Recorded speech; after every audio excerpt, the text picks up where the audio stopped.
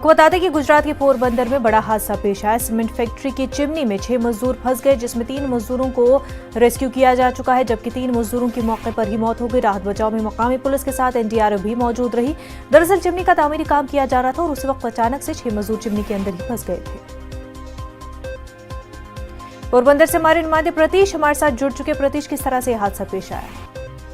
जी, जो ये हादसा है वो कल ये हादसा पूरा पता था और चिमनी का जो समार काम चल रहा था उसमें ये 6 मजदूर थे। 6 मजदूर में जो ये घटना हुई तब 3 मजदूर उसमें उसकी डेथ हुई है और 3 मजदूर अभी इजाग्रस्त है और तीनों को भी हॉस्पिटल में जो ट्रीटमेंट है वो चल रही है। और ये पूरा जो हादसा है वो हादसा अभी जो हुआ इसके लिए एनडीआरएफ की जो टीम, जो गांधीनगर से जो टीम थी, जो उसने रेस्क्यू किया है और अभी भी हाल में भी जो ये पूरा जो चिमनी का जो मलबा है उसको हटाने की कामगिरी हो रही है।